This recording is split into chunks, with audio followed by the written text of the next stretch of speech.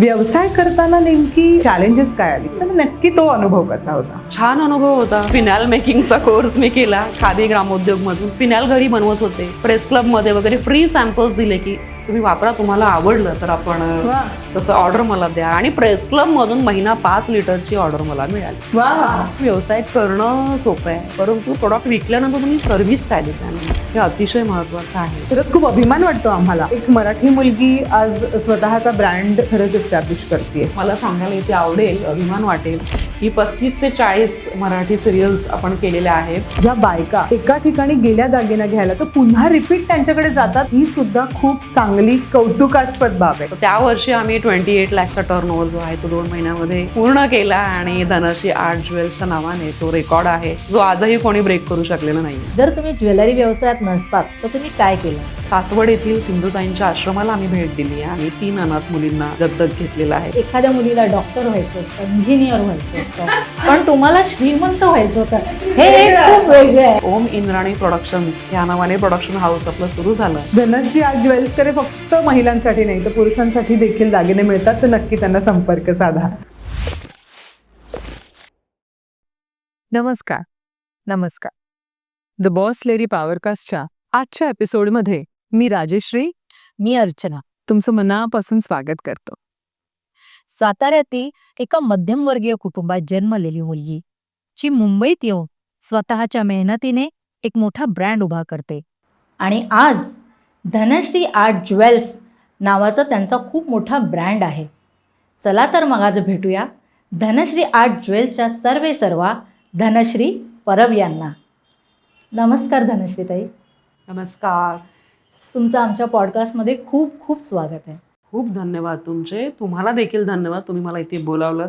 आज आम्ही एवढ्या उद्योजकांना भेटतो, आमच्या सगळ्या बॉस लेडी आम्हाला भेटायला येतात. खूप एक्सायटिंग वाटतो सगळ्यांचा प्रवास, कारण प्रत्येकीचा प्रवास आणि प्रत्येकीचा स्ट्रगल हा खरंच वेगळा आणि आम्हाला शिकवून जाणारा आहे. तर तुमचाही नक्कीच तसा असेल. तर आपण सुरुवात करूया की हे नक्की लहानपण किंवा याचं जे बीज रोवलं जातं ते कसं रोवलं गेलं, किंवा तुमचं लहानपण कसं होतं? लहानपण माझं काही वर्ष साताऱ्यात गेली, काही वर्ष मुंबईमध्ये गेली. आमची एकत्र कुटुंब पद्धती होती. 50 ते 60 माणसांचं आमचं कुटुंब होतं. आणि त्यातला एक खास गमतीशीर किस्सा मला तुम्हाला सांगायला आवडेल की थोडी उन्हाळ होते, भरपूर खोडकर होते आणि सेकंडला असेल दुसरीला असेल मी त्यावेळी एक विषयामध्ये दांडीगुल झालेली होती आणि घरी कसं सांगायचं हे एक थोडं टेन्शन होतं. आणि त्यामुळे मी पास झाले वगैरे असं सांगितलं आणि बाहेरून समजलं की एका विषयामध्ये मॅडम नापास झालेले आहेत. तर आमचे छोटे आजोबा बापू यांना मी म्हणत, तर त्यांनी मला बोलावलं, मनीषा ये इकडे, काय झालं रिझल्ट? म्हटलं पास झाले. बिंदास सांगितलं पास झाले म्हटलं ना, तर खाडकन एक बसली आणि आईला आयडिया आली की गडबड झालेली आहे. आईने स्वतःकडची जवळ छडी होती ती दिली आजोबांकडे. जो चोप बसला, जो प्रसाद मिळाला, त्यानंतर मात्र ठरवलं की आयुष्यात प्रामाणिक राहायचं आपल्याला. तर अशा प्रकारे काही वर्ष गावी होते. नंतर आम्ही मुंबईला आलो. मुंबईमध्ये अंधेरीला होते मी शिक्षणाला पुढील. आणि 12वी नंतर असं होतं की मला पुढे छान म्हणजे श्रीमंत व्हायचं हे एक डोक्यामध्ये होतं, स्वप्न होतं. आणि श्रीमंत व्हायचं तर तुम्हाला नोकरी करून श्रीमंती येत नाही, तर व्यवसाय करायला पाहिजे. पण काय व्यवसाय करायचा, कसं करायचं काहीही माहिती नव्हतं. मग आता व्यवसाय तर करायचं तर आपण ट्युशन्सपासून सुरुवात करूया. मग लहान मुलांचे ट्युशन्स घ्यायला सुरुवात केली 12वीला असताना मी. आणि माझा TY पर्यंत जो 40 ते 45 मुलं स्टुडंट्स माझ्याकडे येत होते. म्हणजे ते ॲक्च्युली व्यवसायाची सुरुवात ही खऱ्या अर्थाने तिथून झाली. बरं, त्याच दरम्यान MLM मार्केटिंग एजन्सीजचं त्यावेळी थोडं फॅड होतं. वेगवेगळे प्रोडक्ट्स जे आहेत, डोर टू डोर सेल्समन यायचे. तर त्या प्रोडक्टचं मला एक क्रेज होतं की हे कुठून आणतात. म्हणजे छान असायचे प्रोडक्ट्स, माझी तर खरेदी व्हायचीच त्यांच्याकडे. तर एकाला विचारलं, बाबा कुठे मिळतं, काय आपण सुरू करूया का, असं कुठेतरी होतं. नंतर मग ते सँटाक्रूजला ती कंपनी होती, त्यांच्या ओनरला जाऊन मी भेटले आणि मला हे सगळं शिकायचं आहे. तर म्हणे वेडीस का, असं शिकता येतं का, तुला यावं लागेल. त्यांना थोडंसं असं वाटलं की असंच टाईमपासला आली आहे मुलगी वगैरे, तुला यावं लागेल, बसावं लागेल, शिकावं लागेल. मग 8 दिवस मी माझं सर्व शिक्षण आणि सगळ्या गोष्टी सांभाळत तिकडे जायचे, ऑब्झर्वेशन करायचे काय होतं आहे काय नाही, म्हणजे काय घेऊन जात आहेत, कुठल्या प्रॉडक्टला जास्त रिस्पॉन्स येतो आहे वगैरे. आणि त्यानंतर मग सेल्स कसं, आता ठीक आहे खरेदी तर केली वस्तू, विकायचं कसं हेही आपल्याला माहिती असणं गरजेचं आहे. मग त्यांच्याच 2 सेल्समन जे होते त्यांच्यासोबत मी गेले.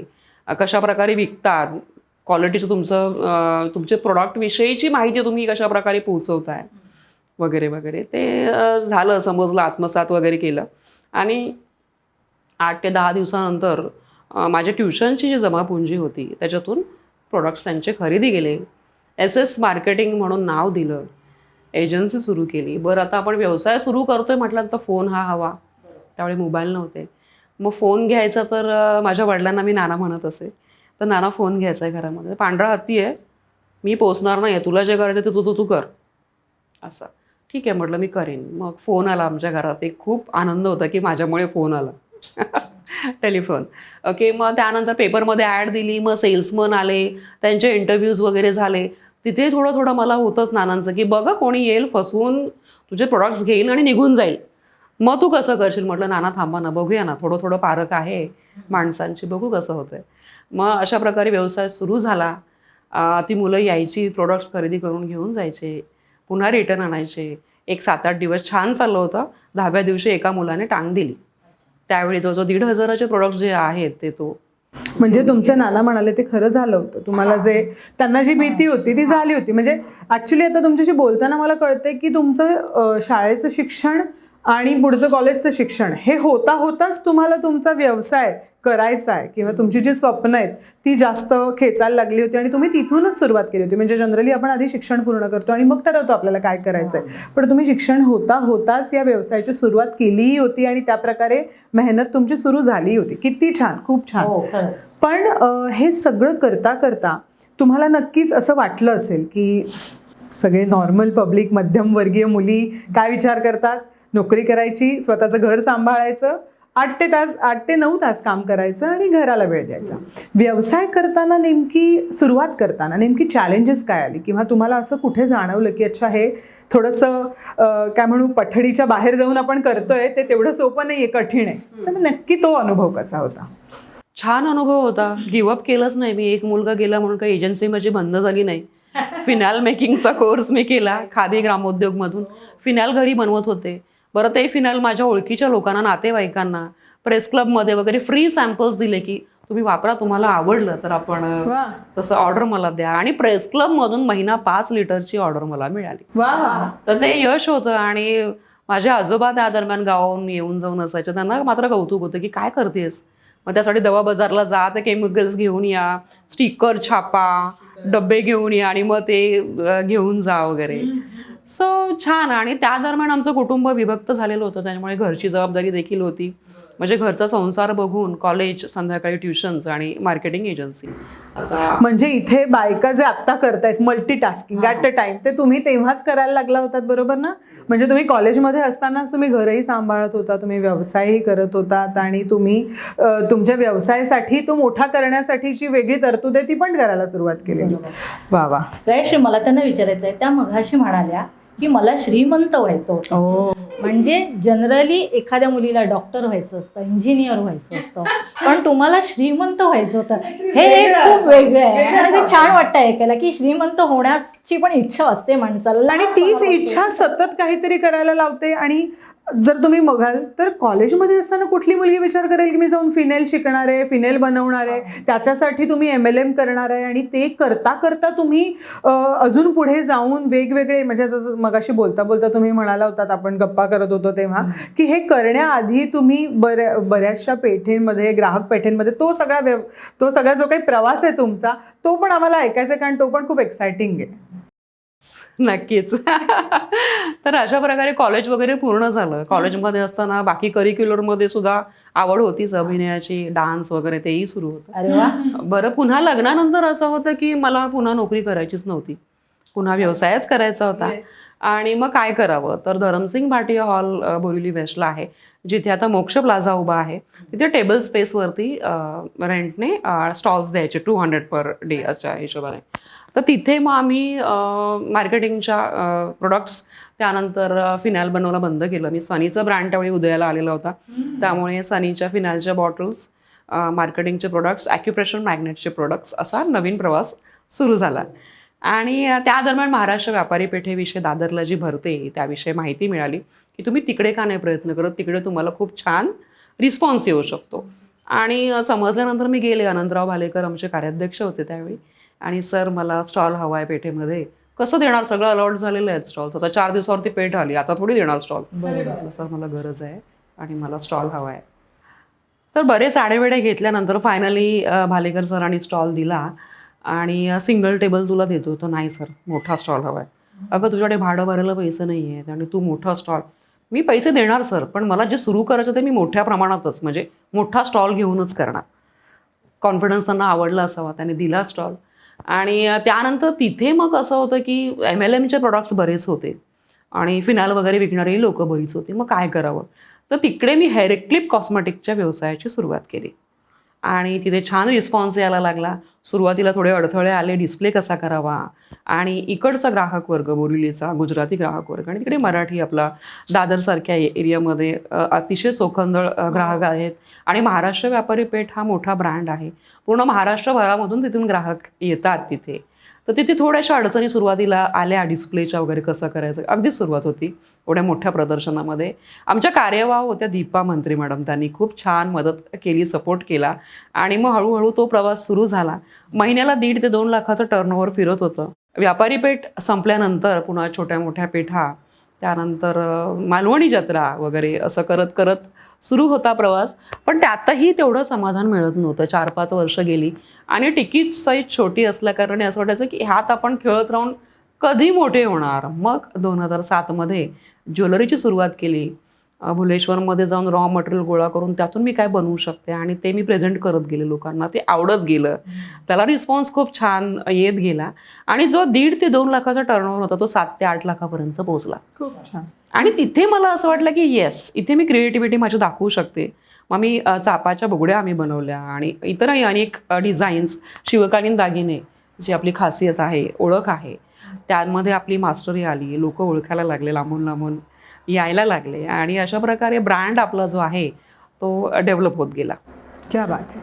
म्हणजे व्यापारी पेठेमुळे तुमच्या व्यवसायाला एक टर्निंग पॉईंट मिळाला, बरोबर ना? मी असं म्हणेन की व्यवसायाचा संस्कार जो आहे तो व्यापारी पेठेने केला. बरोबर. किती छान. पण मग जेवढं मला माहिती तेवढं हा व्यवसाय करणं जसं चॅलेंजिंग आहे, तसंच हा व्यवसाय टिकवून ठेवणं सुद्धा तेवढंच कठीण आहे. जसं आपण मगाशी म्हटलं की आपण मुंबईसारख्या शहरात राहतो, कितीतरी तुमचे कॉम्पिटिटर्स आहेत किंवा असे काही इमिटेशन ज्वेलरी करणारी लोक आहेत आपल्या आजूबाजूला.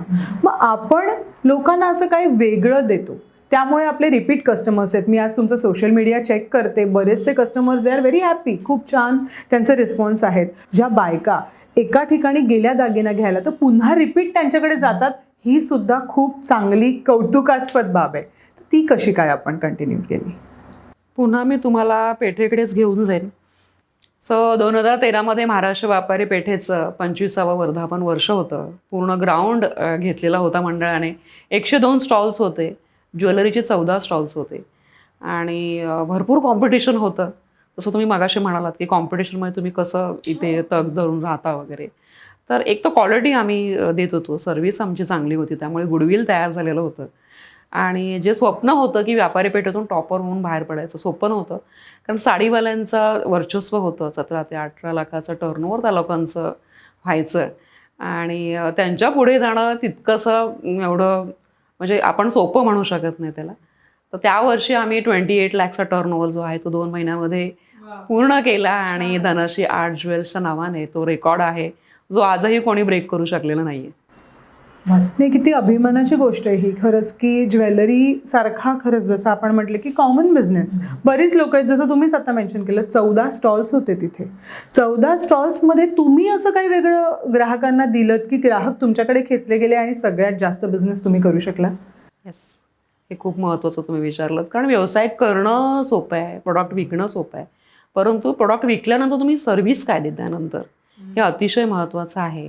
आमची क्वालिटी आम्ही मेंटेन ठेवली आणि जरी एक्झिबिशन्समध्ये होतो, वर्षभरानंतर जरी ग्राहक भेटत होते, वर्षभरानंतरही कोणाचं असं प्रॉब्लेम आहे, तसं प्रॉब्लेम आहे, स्टोन पडलेलं आहे, पॉलिशचा काही इश्यू आहे किंवा एक्सचेंज करायचं आहे, तेही आम्ही करून दिलेलं आहे. सर्व्हिस खूप महत्वाची आहे खरंच. म्हणजे एक दागिना घेऊन गेला आणि त्याचं तुटलं तर परत ते लोक म्हणतात की नाही, एकदा गेलंय पुन्हा नाही. पण पुन्हा एकदा त्या ग्राहकाला स्वतःकडे आणण्यासाठी तुम्ही जी सर्व्हिस दिली त्यामुळे तुम्ही लक्षात राहिला. म्हणजे वर्षभरानंतर कोणी सर्व्हिस देत नाही. म्हणजे एक असंही झालेलं होतं, त्या क्लायंटने पोवळ्याची माळ दिलेली, पॉलिश करून आम्ही रेडी ठेवली, त्यांना कोऑर्डिनेट करत होतो, त्यांचा फोनचा इश्यू होता, कॉन्टॅक्ट झालाच नाही, आम्ही सांभाळून ठेवली आणि वर्षभरानंतर त्यांना मी ओळखलं, मॅडम तुमची माळ आहे आमच्याकडे. अरे म्हणे मी तर विसरूनच गेले होते. म्हटलं आमच्या लक्षात होतं. आणि मग त्यांना ती दिली आणि शी वॉज सो हॅपी, लाईक मी एवढ्या ठिकाणी म्हणे खरेदी करते, पण अशा प्रकारे वर्षभरानंतर आठवणीत ठेवून तुम्ही देत नाहीत लोक एवढं, तुम्ही ती दिलीत असं. नाही, पण धनश्रीताई मी इथे खरंच मेन्शन करते की मी स्वतः तुम्हाला शोधत बोरिवलीहून आले होते की काही पर्टिक्युलर जे दागिने जे फक्त तुमच्याकडेच मिळत होते, ते इतर कुठल्या स्टॉलवर मिळत नव्हते. तर ती स्पेशालिटी किंवा धनश्री आर्ट ज्वेल्सची जी आज आपण म्हणतो पारंपरिक ज्वेलरी, त्याबद्दल तुम्ही मला सांगाल का की काय वेगळी ज्वेलरी आपण बनवतो किंवा डिझाईन करतो? पारंपरिक दागिन्यांमध्ये चिंचपेटी आहे, तणमणी आहे, गळसरी मंगळसूत्र आहे, ज्यातलं मी आज हे घातलेलं आहे, बुगड्या आहेत, ही आपली खासियत आहे. आणि आपण शिवकालीन पारंपरिक दागिने ची खासियत जी आपली आहे ती आम्ही कुठेतरी जपण्याचा प्रयत्न केलेला आहे, संस्कृती जपण्याचा प्रयत्न केलेला आहे आणि ते बनवताना क्वालिटीवरती आपण फोकस केलेला आहे. वज्रटीक आहे आणि ऑफकोर्स रजवाडी दागिने देखील आहेत. म्हणजे प्रत्येकाची टेस्ट सेम नसते, कुठे रिक्वायरमेंट कुंदनची असते, डायमंडची असते किंवा पारंपरिक दागिन्यांची असते. ऑक्सफर्डाईजमध्ये देखील व्हरायटीज कलेक्शन आहे. त्यामुळे धनश्री आर्टमध्ये आलं की सर्वच प्रकारचे दागिने एकत्र मिळून जातात आणि तेच आमच्या यशाचं गमक होतं. ताई, एवढी मोठी अचीवमेंट आणि ती केल्यानंतर मला वाटतं जबाबदारी ही वाढलीच असेल. कारण खरंच एक टॉपर म्हणून बाहेर पडणं आणि तो सस्टेन करणं हे कठीणच असतं, नाही का?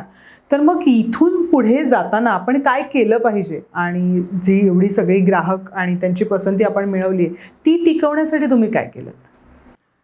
प्रदर्शनांमध्ये भरभरून यश आलेलं होतं. त्यामुळे धनश्री आर्ट ज्वेल्स ब्रँड हा पूर्ण महाराष्ट्रभर पोहोचलेला होता आणि त्यामुळे काय व्हायला लागलं की पेठा संपल्यानंतर लोक घरापर्यंत यायला लागले. ग्राहक वर्ग जो होता तो माझ्या घरापर्यंत येत होता. छोटंसं शोरूम मी घरातूनच सुरू केलं होतं, जे पुन्हा हँडल करणं कठीण जात होतं. व्याप वाढत होता. मग मुंबईमध्ये बोरिवली येथे बाभई नाक्याजवळ 2015मध्ये आपण पहिली शाखा जी आहे ती सुरू केली 150 स्क्वेअर फीटमध्ये. आणि अशा प्रकारे शोरूमचा प्रवास सुरू झाला, जी मोठी रिस्क होती खरं तर. कारण प्रदर्शनांमधून व्यवसाय तुम्हाला रेडी असतो, ग्राहक येतात, डिरेक्टली व्यवसाय होऊन जातो. आपण वेगवेगळ्या एरियांमध्ये प्रदर्शनांच्या माध्यमातून लोकांपर्यंत पोहोचत असतो. परंतु इथे असं होतं की आता मला लोकांना बोलवायचं होतं एका जागेवर आणि ते खरं चॅलेंज होतं. बरं, त्यासोबत आपली फिक्स कॉस्ट आलेली टीम होती, त्याच्यामुळे ती मोठी रिस्क होती. परंतु त्यातूनही आपण मार्ग काढत गेलो. मग वेगवेगळ्या ऑफर्स आपण देत गेलो किंवा पॅम्पलेटच्या माध्यमातून वेगवेगळ्या प्रकारे जाहिरात केली आणि माझा जुना ग्राहक वर्ग होताच, त्यांच्या रेफरन्सने लोक येत गेले. आणि महत्त्वाचं म्हणजे आफ्टर सेल सर्व्हिसवरती आम्ही खूप काम केलं. म्हणजे असंही व्हायचं की माझ्या पणजीचा तणबणी आहे किंवा बांगडी आहे आणि माझा जीव गुंतला येतात, तर आम्ही कुठे देत नाही, तुम्ही देणार का करून, एवढा विश्वास देऊ. ज्यावेळी 8 दिवसानंतर ती प्रोडक्ट त्यांच्या हातामध्ये पडायचं, अक्षरशः रडलेले क्लायंट्स आम्ही पाहिलेले आहेत की किती छान, म्हणजे अगदी नव्यासारखं तुम्ही करून दिलात. तर ही आमची जमापुंजी होती. कळलं की नाही? आपले प्रोडक्ट छान होते, पण ग्राहकाचं देखील जरी काय तक्रार असेल ती आम्ही हसतमुखाने सोडवत होतो. त्यामुळे गुडविल वाढत गेलं, लोक जोडत गेली आणि व्यवसाय हळूहळू बहरत गेला. म्हणजे मगासपासून आपण आता एवढं बोलतोय तेव्हा मला खरंच जाणवते की तुमचा फोकस आणि खरंच आपण ग्राहकांना दिलेली योग्य प्रकारची काय म्हणू सर्व्हिस हे आपण खूप छान दिलीत. पण आता हे शॉप ओपन झाली, एक नाही तर 2 शॉप आहेत तुमची बोरिवलीमध्ये, बरोबर? पण ही पण जबाबदारी, एवढा स्टाफ आला आणि हे आलं पुन्हा एकदा, कारण मुंबईसारख्या शहरामध्ये आपण 2 शॉप ओपन करतोय तेव्हा आपल्याला काहीतरी अडथळे आले असतील, काहीतरी चॅलेंजेस आले असतील, तर ती काय होती?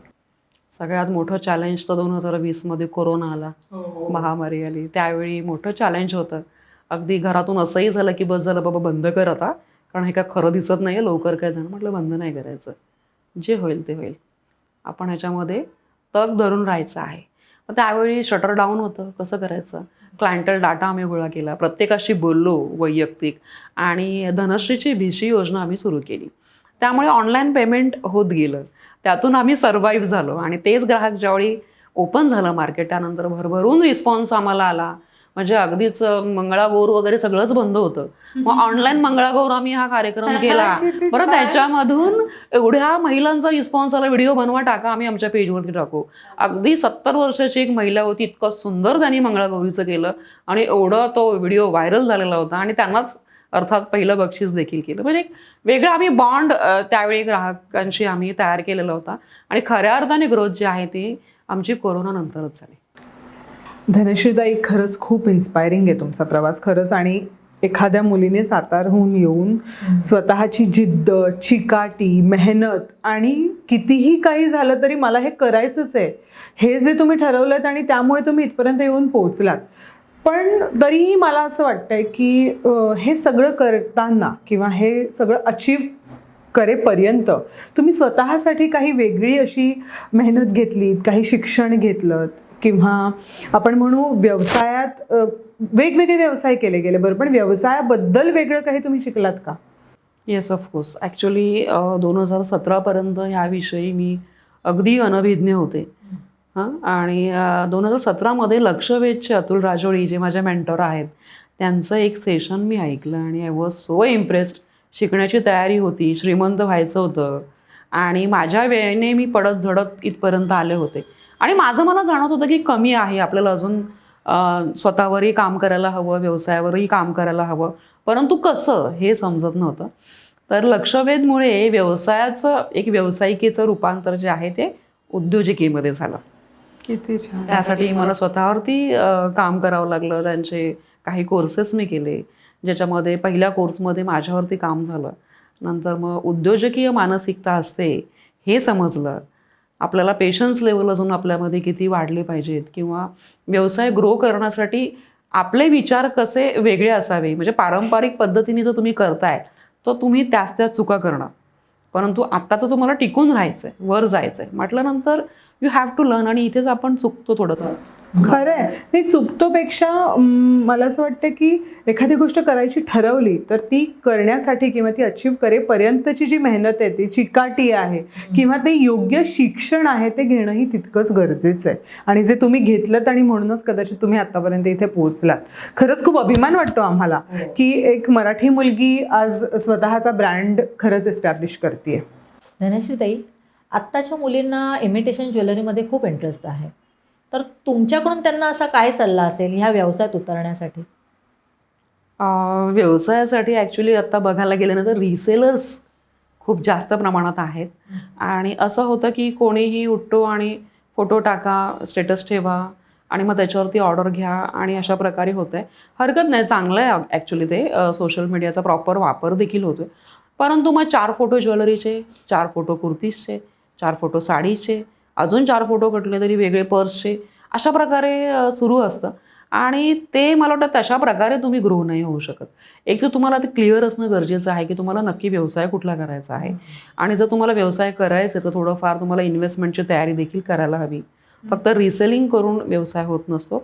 आणि जर व्यवसाय तुम्ही सुरू करतायच, एक तर क्वालिटी हवीच, आणि दुसरं म्हणजे आफ्टर सेल सर्व्हिस ती तुम्ही कशा प्रकारे देताय कोणत्याही व्यवसायात, तर तुम्ही नक्कीच वरती जाऊ शकता. तिथे तुम्हाला कोणीही रोखू शकत नाही.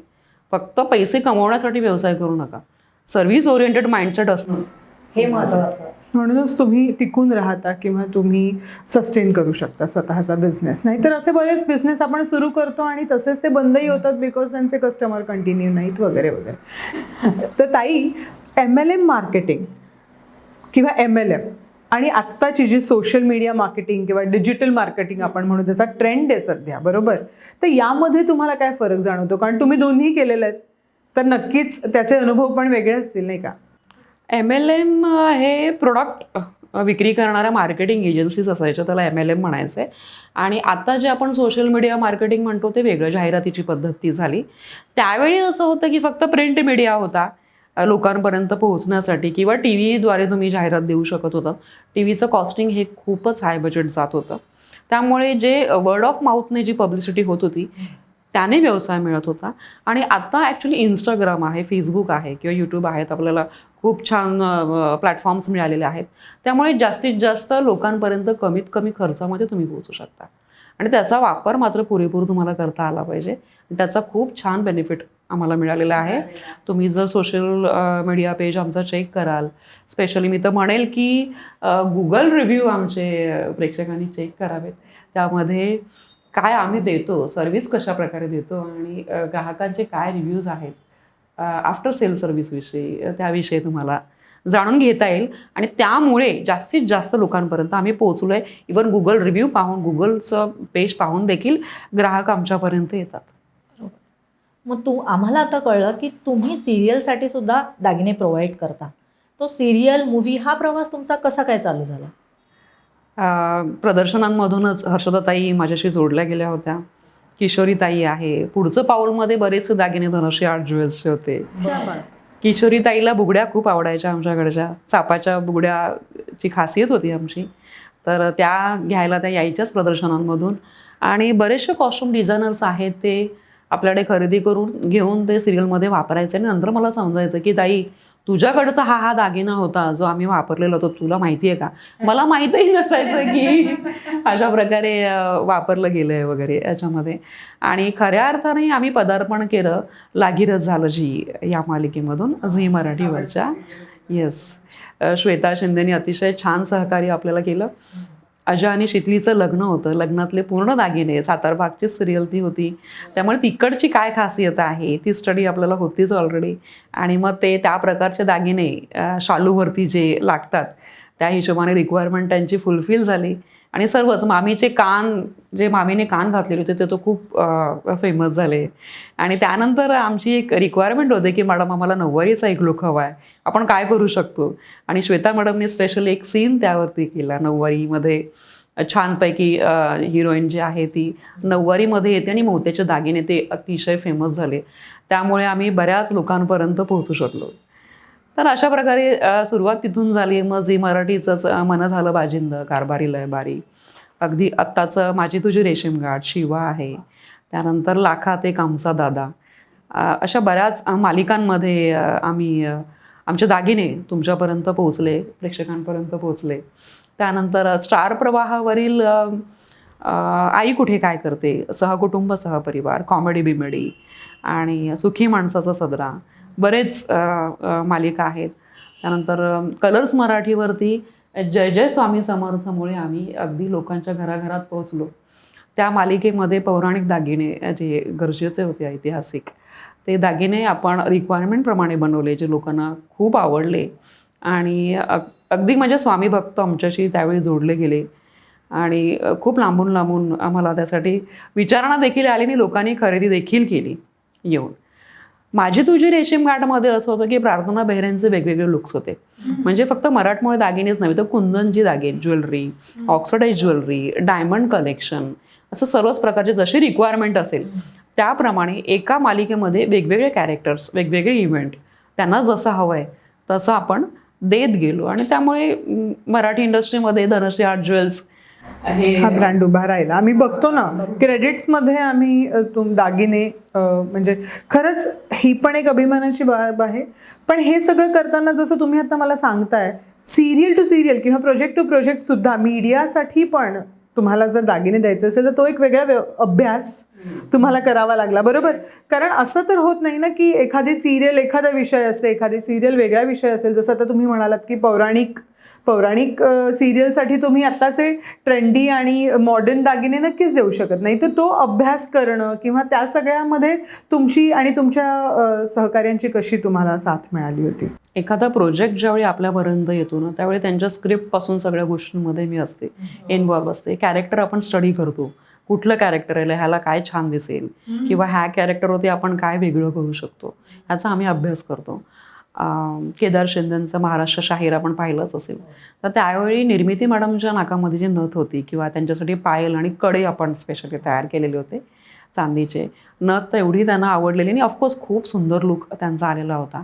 त्यानंतर अंकुश चौधरींसाठी 5 पैशाचं कॉईन, त्याचं त्यांना ते एक सीन आहे की ते गातात शाहीर आहेत ते बालवयामध्ये गातात आणि त्यांना ते सिक्का मिळतो, मग ते गळ्यामध्ये घालतात, मग ते गळ्यातलं आपण करून दिलं, त्यानंतर ते मोठे होतात, मग ते चांदीमध्ये ते कॉईन, चांदीच्या अंगठीमध्ये ते कॉईन आपण जडवून दिलं, मग ती अंगठी जी होती नंतर ती सोन्यामध्ये करतात वगैरे. असं अतिशय सुंदर कॉन्सेप्ट होता. आणि युगेशा कॉस्ट्युम डिझायनर आहे, तिचं हे होतं आणि जशी रिक्वायरमेंट होती त्याप्रमाणे आम्ही देत गेलो आणि त्याच्यामुळे तो लुक जो आहे, तो हे प्रोजेक्ट जे आहे किंवा ते कॅरेक्टर्स जे आहेत ते पूर्णत्वाला जातात. म्हणजे एक काही टक्क्यांश जो आहे तो नाही, बट खरंच पण हे सगळं अभ्यास करणं आणि या सगळ्या रिक्वायरमेंटला फुलफिल करणं हेही तेवढंच महत्त्वाचं आहे. म्हणूनच कदाचित आपण आज एवढ्या सगळ्या सिरियल्स, मूवीज करू शकलो. आणि ऑफकोर्स याच्या पुढेही मला असं वाटतं की प्रेक्षक आणखीन सेलिब्रिटीजकडे धनश्री आर्ट ज्वेल्सचे दागिने बघतील. येस, मला सांगायला इथे आवडेल, अभिमान वाटेल की 35 ते 40 मराठी सिरियल्स आपण केलेल्या आहेत सर्वच चॅनल्सच्या मिळून. त्यानंतर मराठी 2 फिल्म्स आपल्या आलेल्या आहेत, महाराष्ट्र शाहीर आणि बाई ग, आणि अजून 2 आहेत ज्या रिलीज व्हायच्या आहेत. आणि नवीन अपकमिंग बरेच प्रोजेक्ट्स आहेत आणि लवकरच आम्ही हिंदीमध्ये देखील दिसू. क्या बात आहे ताई. हा सिरियलचा अभ्यास जो तुम्ही आता सांगितला तो खूप इंटरेस्टिंग वाटतोय, अजून सांगाल का त्याबद्दल? येस, ॲक्च्युली आता प्रत्येक शोची रिक्वायरमेंट वेगवेगळी असते. जसं तुम्ही लग्नाची बेडी बघाल, त्याच्यामधील सिंधूचं कॅरेक्टर वेगळं आहे, मधुराणीचं कॅरेक्टर वेगळं आहे. मग मधूला काय दिसेल तर तिच्या कॅरेक्टरच्या हिशोबाने तिला ऑक्सफोर्डाईजचा लुक चांगला वाटेल, सिंधूचं कॅरेक्टर ट्रेडिशनल लुकच छान दिसेल. तसंच आता आपण ठरलं तर मग मध्ये जुई गडकरीचं लुक तुम्ही पहा, तिला डेलिकेटच छान दिसणार. हे आम्ही प्रॉपर कॅरेक्टर बघून तसं ठरवतो, कॉस्ट्युम डिझायनर आणि मी बसून. आणि त्यानंतर असं असतं की बाबा आता असं आहे की लग्न जे आहेत सिरियल्समधली ती भरपूर गाजतात, म्हणजे प्रत्येक इव्हेंट त्याच्यामध्ये सेलिब्रेट करताना दाखवलं जातं. त्यामुळे प्रत्येक इव्हेंटला म्हणजे संगीतला वेगळी ज्वेलरी, मग तिकडे कुंदन ज्वेलरी असते, डायमंड ज्वेलरी असते, हळदीला वेगळी असते ज्याच्यामध्ये फुलांची ज्वेलरी असते किंवा मोत्याचे दागिने असतात. आणि मेन इव्हेंट लग्नाचं तर त्याच्यामध्ये जशी रिक्वायरमेंट असेल तसं. मग कुठेतरी साऊथ इंडियन ज्वेलरी देखील लोकांना हवी असते म्हणण्यापेक्षा आम्ही सजेस्ट करतो की ह्याच्यावरती हे वेगळं छान दिसेल. तर त्यामुळे सर्व प्रकारचे दागिने आपल्याकडे असतातच आणि कॅरेक्टरप्रमाणे, इव्हेंटप्रमाणे त्याप्रमाणे आपण ते देतो. म्हणजे मुंडवळ्यांचं कलेक्शन तुम्ही जर पाहाल तर माझी तुझी रेशीम गाठमध्ये प्रार्थना बेहरे आणि श्रेयस तळपदे यांनी घातलेली मुंडवळी अतिशय गाजली होती. त्यानंतर प्रथमेश परबने स्वतःच्या लग्नाची खरेदी आपल्याकडे केली होती, त्याच्यासाठी स्पेशली आपण मुंडवळी डिझाईन केली होती, ती देखील प्रचंड गाजली, त्याची मागणी देखील आपल्याला आली. आणि लेडीजचे दागिने महिलांचे आहेतच, परंतु जेंट्स ज्वेलरी देखील भरपूर आहे. तुम्ही श्रेयस तळपदेंचं जे फेट्यावर लावलेलं ब्रॉच होतं ते पहा. महाराष्ट्र शाहीरच्या गाण्यासाठी एक स्पेशली त्या लोकांनी फोटोशूट करून घेतलेलं होतं, ज्याच्यामध्ये इंडस्ट्रीतले सर्व तगडे आपले मोठे कलाकार, ज्यामध्ये इंडस्ट्रीतले सर्व मोठे कलाकार, डिरेक्टर असे सर्वांना कॉस्ट्युम जे होतं त्याच्यावरती फेट्यावरती ब्रॉच जो होता तो धनश्री आर्ट ज्वेल्सचा होता. महाराजा हार आहेत, त्याच्यानंतर कोटला लावण्याचे ब्रोच असतात, कडं असतं, अंगठी असते. तर जेंट्सचे दागिने देखील आम्ही सिरियलमध्ये देखील त्यांना स्पेसिफिक एखादं निगेटिव्ह कॅरेक्टर त्यांना दाखवायचं आहे, मग त्याला अगदी ते वाघाचं पेंडंट, वाघनख म्हणा किंवा काहीतरी मारुतीचं पेंडंट, हनुमानाचं पेंडंट, असं स्पेसिफिक त्यांची रिक्वायरमेंट असेल त्याप्रमाणे देखील आपण तयार करून देतो. प्रेक्षकांनी हे नक्कीच नमूद करून घ्यावं की धनश्री आर्ट ज्वेल्सकडे फक्त महिलांसाठी नाही तर पुरुषांसाठी देखील दागिने मिळतात, तर नक्की त्यांना संपर्क साधा. अच्छा ताई, मला हे सगळं ऐकताना खरंच खूप छान वाटतंय आणि पुन्हा एकदा विचारावंसं वाटतंय की एखादी बाई जेव्हा एवढा सगळा प्रवास करते किंवा ऑफकोर्स पुन्हा एकदा सातारकडून मुंबईपर्यंत येते, स्वतःला उभं करते, पण हे सगळं करताना तुम्हाला एक स्ट्रॉंग सपोर्ट सिस्टम नेहमी लागतो आणि त्या सपोर्ट सिस्टमशिवाय मला नाही वाटत आपण खरंच हे सगळं अचीव करू शकतो. तर मग त्याबद्दल तुम्ही काय म्हणाल? येस, सपोर्टशिवाय तर आपण पुढे जाऊ शकत नाही. कुटुंबाचा सहभाग आणि सपोर्ट खूप महत्त्वाचा असतो ज्यावेळी आपण ग्रो करत असतो. तर सपोर्ट मला तसा माझ्या आईवडिलांचा होता. मुळात त्यांचा प्रामाणिकपणा आणि त्यांची मेहनत बघूनच मी मोठी झाली आणि तेच माझ्यामध्ये कुठेतरी आलं. ज्या माझ्या व्हॅल्यूज आम्ही धनश्री आर्ट ज्वेल्ससाठी तयार केल्यात त्याचं पाळंमुळं कुठेतरी माझ्या आईवडिलांच्या संस्कारात आहेत. त्यांच्यामुळे मी शिक्षण घेऊ शकले आणि इथपर्यंत पोहोचू शकले. आणि अर्थात लग्नानंतर माझ्या सासूबाई ज्या माझ्या दुसऱ्या आई आहेत, माझ्या पार्थचा, माझा 21 वर्षाचा मुलगा आहे, त्याचं अगदी बालपण म्हणजे मला जास्त सहवास त्याचा लाभलाच नाही, कारण हे सर्व पुढे यायचं होतं, करायचं होतं आणि त्यावेळी नाईलाज होता की मला त्याला घरी ठेवून यावं लागत होतं. परंतु बाहेर पडल्यानंतर मला घरचं कसल्याही प्रकारचं टेन्शन नव्हतं. कारण जगामध्ये आहे ना, सासू सुनेचं नातं कसंही असो, नातू म्हणजे दुधावरची चाय असते आणि ती आजीसाठी अतिशय प्रिय असते. टचवूड खूप छान प्रेम आणि जिव्हाळा लाड माझ्या पार्सचे झाले आणि आईने ती जबाबदारी सांभाळल्यामुळे मला खूप छान पुढे जाता आलं. आणि कुठलंही माझं प्रोजेक्ट असो, कुठलंही ओपनिंग असो, त्या म्हणजे असं असतं की त्यांना खूप प्राऊड असतो. म्हणजे आईवडिलांनंतर त्या खंबीरपणे माझ्या मागे उभ्या राहिल्या आणि खरं तर त्यांच्यामुळेच मी इथपर्यंत आज पोहोचू शकले. आणि त्यानंतर अर्थात धीरज माझे मिस्टर जे पत्रकार आहेत लोकमतमध्ये आणि पर्यावरणासाठी त्यांचं खूप मोठं काम आहे. त्यांचा व्याप सांभाळत त्यांची साथ लाभली आणि आता माझा मुलगा पार्थ त्याचा BA झालेला आहे आणि तो जॉईन झालेला आहे धनश्री आर्ट ज्वेल्समध्ये. हे सगळं कुटुंब झालं माझं, घोरपडे आणि परब कुटुंब. परंतु धनश्री आर्ट ज्वेल्समध्ये माझ्या टीम आहे, 15 मुली आहेत आणि आम्ही प्रामुख्याने आमचे प्रयत्न असतो की मुलींनाच आपण हायर करतो. मग त्यातली माझी यास्मिन म्हणून जी आहे ती 10 वर्षापूर्वी आपल्याबरोबर जोडली गेली. अगदी 7वी ते 8वी शिक्षण असावं, जास्त शिक्षण नाही आहे आणि काहीही माहिती नाही आहे. आणि त्यानंतर ती ज्या प्रकारे म्हणजे तयार झाली, आपण ज्या प्रकारे शिकवलं तिला तयार केलं त्या प्रकारे ती घडत गेली आणि आज ते मॅनेजरच्या पोस्टवरती आहे. म्हणजे ही एक तिच्यासाठी देखील अचिव्हमेंट आहे आणि खूप सुंदर मराठी ती बोलते आणि सर्व दागिने वगैरे म्हणजे माझ्यापेक्षा उत्तम. म्हणजे मी तुम्हाला सांगेन की आमचा ओपनिंगचा व्हिडिओ तुम्ही पहा, हर्षदाताईने स्पेशली म्हणालेलं आहे की अभी धनश्री की यास्मिन आहे ना, धनश्री की जरूरत नाही आहे, उसको पता है मुझे क्या चाहिए.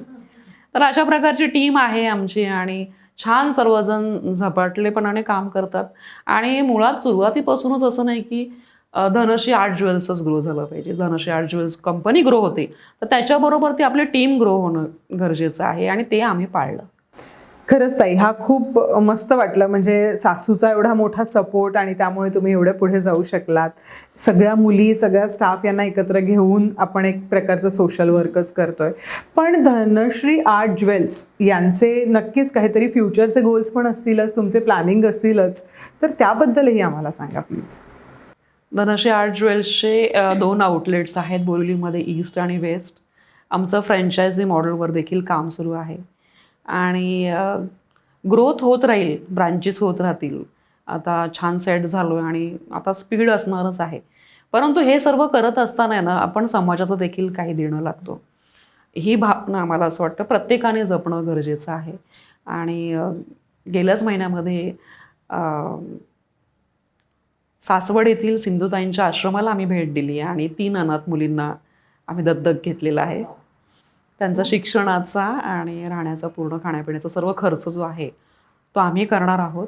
3 मुलींपासून प्रवास आमचा सुरू झालेला आहे आणि तो असंख्य मुलींपर्यंत घेऊन जायचा आहे, शिकवायचं आहे, मुलींना सक्षम करायचं आहे शिक्षणाच्या माध्यमातून आणि धनश्री आर्ट ज्वेल्समध्ये रोजगाराच्या माध्यमातून देखील. ते देखील ध्येय आहे आणि त्या दिशेने प्रयत्न सुरू आहेत. बघू हे युनिवर्स. खूप छान ताई, म्हणजे ही खूप इन्स्पायरिंग आहे गोष्ट की आपणच फक्त मोठं होत नाहीये, तर आपल्याबरोबर आपण अनेक महिलांना, मुलींना घेऊन त्यांना शिकवूनही मोठं होतोय. आज सिंधुताईच्या आश्रमात तुम्ही गेलात, तिथे मुलींना घेतलं, ही पण एक खूप मोठी गोष्ट आहे. कारण मी बघते आजची पिढी जी काम करते किंवा जी शिकते त्यांना फक्त त्यांची लाईफ, त्यांची मजा यात रमायला जास्त आवडतं. पण तुमच्याकडे बघितल्यावर किंवा तुमच्या पूर्ण जर्नी ऐकल्यावर आम्हाला कळते की सोशल नेटवर्किंग किंवा सोशल वर्क हे किती महत्त्वाचं आहे आणि ही समाजसेवा ही आपण खरं देणं लागतो याचं. Thank you very much. खूप मजा आली आज तुमच्याबरोबर गप्पा मारून आम्हाला आणि खूप खूप किस्से ऐकायला मिळाले आणि एखाद्या स्त्रीने एखादी गोष्ट ठरवली तर ती कशी अचीव करू शकते हे नक्कीच आम्हाला कळलं. तर याच्यानंतर आपण वळतोय आमच्या शेवटच्या सेगमेंटकडे. खूप इंटरेस्टिंग सेगमेंट आहे हे, रॅपिड फायर. आम्ही काही प्रश्न तुम्हाला करू आणि त्याची पटकन उत्तरं तुमच्या मनात जे येईल ते तुम्ही आम्हाला सांगा. ठीक आहे, सुरू करूया आपण. धनश्रीताई, तुमचा आवडता दागिना कोणता? मोत्याची चिंचपेटी गादीवर बांधलेली. जर तुम्ही ज्वेलरी व्यवसायात नसतात तर तुम्ही काय केलं असतं? अभिनय केला असता. तुमची आवडती अभिनेत्री जिने तुमचे दागिने घालावे असं वाटतं तुम्हाला? माधुरी दीक्षित. हिंदीतला एखादा प्रोजेक्ट ज्याला आपण दागिने द्यावे असं तुम्हाला वाटतं किंवा दिले असते असं वाटतं? हिंदीमध्ये बाजीराव मस्तानी, त्या फिल्मसाठी नक्कीच मला काम करायला आवडलं असतं. आणि जिथपर्यंत पोचायची इच्छा आहे ते म्हणजे आता सिरीज येऊन गेली हिरा मंडी, त्या लेवलपर्यंत पोचायला आवडेल.